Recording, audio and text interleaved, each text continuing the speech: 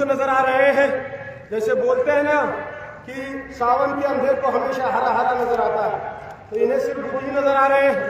میں پوچھنا چاہتا ہوں, تم 800 سالہ تاریخ کو کھنگال رہے ہو, چلو 1800 سال تاریخ کو کھنگالتے ہیں. آج مجھے بتایا جائے بدھزم جس کی پیدائش ہندوستان میں ہوئی, بدھ مت کا جنم ہندوستان میں ہوا تھا, لیکن کیا بات ہے کہ بدھ مت جو ہندوستان میں جنم لیا تھا, آج ان کی آبادی, بدھسٹوں کی آبادی ہندوستان میں 1% سے بھی کم ہے. کیا وجہ ہے؟ کہاں گئے وہ بدھ؟ کہاں گئے سامراٹ اشوک کے زمانے کی بدھ کے جو مٹھ ہیں وہ کہاں گئے؟ کہاں گئے بدھسٹوں کی مندریں کہاں گئی؟ تم 800 سالہ تاریخ کا جائزہ لوگے اور غلط بے بنیاد تاریخ اور ہسٹری رقم کر کے تم سوچتے ہو کہ مسلمانوں کو یہاں وجود ختم کر دیں گے. تو میں چاہتا ہوں کہ اگر تم سروے ہی کرانا چاہتے ہو تو کراؤ, 1800 سال پہلے بدھ مندروں کا سروے کراؤ, اور ان تمام مندروں کا سروے ہونا چاہیے جنہیں توڑ کر ہسٹوریکلی پروون ہے, جنہیں توڑ کر بدھ مٹوں سے مندروں میں تبدیل کیا گیا تھا. آخر کون تھا پشیہ مترا سنگھا؟ کون تھا جس نے ہزاروں نہیں لاکھوں بدھسٹوں کا قتل عام کیا اور بدھ مٹوں کو مندر میں کنورٹ کر دیا تھا؟ آپ چاہیے تاریخ کی کتابیں پڑھیے, اتہاس اٹھا کر دیکھ لیجیے. آگے اگر تم سروے کرانا چاہتے ہو تو کراؤ سروے, ان لاکھوں مندروں کا سروے کراؤ جنہیں توڑ کر مندر میں بدھ مٹوں کو توڑ کر بنایا گیا تھا. اس لیے ہم پھر آپ کو گزارش کرتے ہیں حکومت سے اور عدلیہ سے گزارش کرتے ہیں کہ پلیسز آف ورشپ ایکٹ کو عمل میں لایا جائے, پوجا استھل ادھینیم 1991 کو عمل میں لایا جائے, اور اس میں جو یہ شفٹ ہے 1991 سے 1947 سے لے کر اس کے بعد ایکسپٹ بابری مسجد جتنی عبادت گاہیں ہیں, چاہے وہ کسی بھی مسجد مذہب اور دھرم کی ہو, انہیں چھیڑ چھاڑ نہیں کیا جائے گا. اس قانون کو عمل میں لائیے اور ہندوستان میں شانتی کو برقرار رکھیے. یہ لوگ جو پلیسز آف ورشپ ایکٹ کی پرواہ کیے بغیر یہ نچلی عدالتیں جو ہے فیصلہ سنا رہی ہیں, ان پر بھی قدغن لگانے کی ضرورت ہے. ہائی کورٹ کو چاہیے اور سپریم کورٹ کو چاہیے کہ سنجیان میں لے کر ایسے نچلی عدالتوں میں جو جج بیٹھ کر غیر سنویدھانک فیصلے دے رہے ہیں اور شانتی ویوستھا کے لیے ہم جو ہے انگلی کھڑا کر رہے ہیں, ان کو جو ہے جج سے برخاست کیا جائے اور سنویدھان کے مطابق ایک کارروائی کی جائے اور پوجا استھل ادھینیم 1991 کو برقرار رکھا جائے, تبھی جا کر یہاں شانتی ویوستھا بحال ہو سکتی ہے کہ نہیں؟ بولیے کیا ہے؟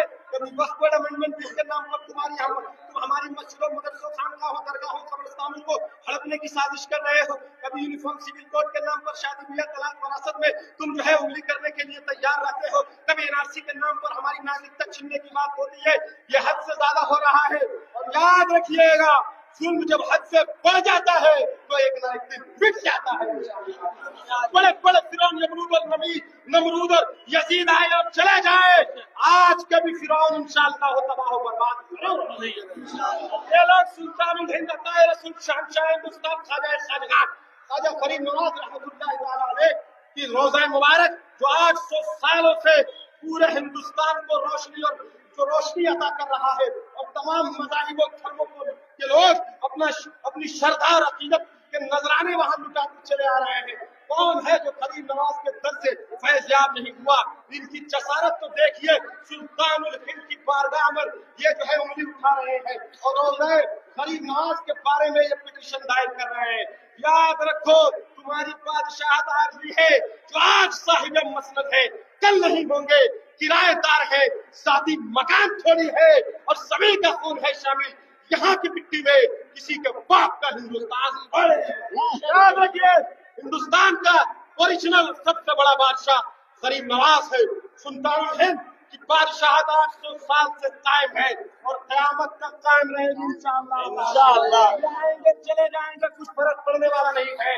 انہوں نے بہت ہی غلط جگہ پر جو ہے اعتراض کیا ہے, اور غریب نواز کے روزہ منور کے خلاف انہوں نے کارروائی کر کے جو ہے ثابت کر دیا ہے کہ تمہارے دل میں ہندوستان کی محبت نہیں ہے, تمہارے دلوں میں سنویدھان کی محبت نہیں ہے, تم صرف نفرت کی راجنیتی کر کے اقتدار چاہتے ہو.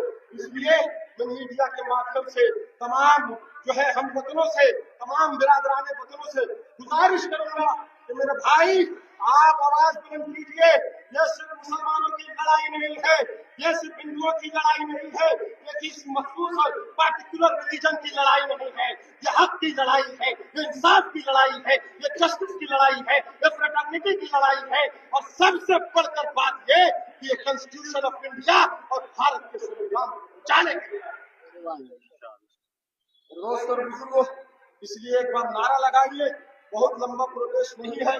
لوگ کہتے ہیں پروٹیسٹ سے کیا ہوگا. عمران کہہ رہے تھے میرے بھائی پروٹیسٹ سے کم زندگی کا ثبوت کیا جاتا ہے. پروٹیسٹ سے بڑے بڑے کام ہوتے ہیں. ہم کچھ کر سکتے ہیں نہیں کریں گے, ہمارے پاس طاقت نہیں ہے, لیکن کم سے کم ہم شانتی پورن طریقے سے اپنی آواز کو بلند کر سکتے ہیں. کر سکتے ہیں کہ نہیں بولیے. اس لیے پروٹیسٹ کیجیے, شانتی پورن طریقے سے کیجیے. اور سنبھل پولیس کے خلاف ہو سکے تو ہائی کورٹ میں جائیے, ہو سکے تو سپریم کورٹ میں جائیے. میڈیا کانفرنس کے ذریعے سنبھل پولیس کے خلاف FIR درج کیجیے اور ان کی ظالمانہ حرکتوں کے خلاف سپریم کورٹ جائیے, انہیں گرفتار کرائیے اور انہیں کڑی سے کڑی سزا دلوائیے. ہم سے جو ہو سکتا ہے علماء جمشید پور اور دانشوران جمشید پور وہ کرتے ہی رہتے ہیں. قوم کی بھی ذمہ داری بنتی ہے کہ اس حساس مسئلے کو سمجھے اور جہاں تک ہو سکے آواز بلند کرے. نعرہ لگائیے, سنبھل پولیس مردا باد, سنبھل پولیس مردا باد, زور سے مردا باد کیجیے گا.